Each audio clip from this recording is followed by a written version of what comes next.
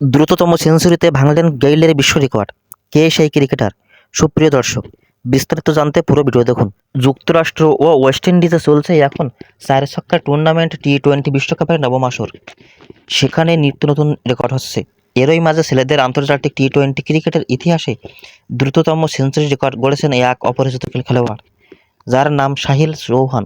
ইউরোপের দেশ সাইপ্রাস ট্যুরে গিয়েছিল এস্তোনিয়া। সফরে তাদের 6 ম্যাচে টি-20 খেলার কথা রয়েছে। সোমবার সিরিজের দ্বিতীয় টি-20তে মুখোমুখি হয়েছিল দুই দল। টসে জিতে আগে ব্যাট করে সাইপ্রাস নির্ধারিত 20 ওভারে 7 উইকেট হারিয়ে 191 রানের বড় সংগ্রহ দাঁড় করায়। জবাবে ব্যাট করতে নেমে সাহিল চৌহানের 41 বলে 144 রানের বিধ্বংসী অপরাজিত ইনিংসে 6 উইকেটে বড় জয় পায় এস্তোনিয়া। এদিন তিনি সেঞ্চুরি করেন মাত্র 27 বলে, যা ছেলেদের আন্তর্জাতিক টি-20 ক্রিকেটের ইতিহাসে দ্রুততম সেঞ্চুরির বিশ্ব রেকর্ড। সব ধরনের টি-20 মিলিয়ে দ্রুততম সেঞ্চুরি রেকর্ড ছিল ক্রিস গেইলের। 2013 সালে আইপিএলের এই ক্যারিবীয় ইউনিভার্স বস মাত্র 30 বলে সেঞ্চুরি করেন। সাহিলের 27 বলে সেঞ্চুরি করার কারণে গেইলের করা দ্রুততম সেঞ্চুরির রেকর্ডটা নেমে গেছে 2 নম্বরে। এদিন সাহিল এক ইনিংসে সর্বোচ্চ ছক্কা রেকর্ডও করেছেন।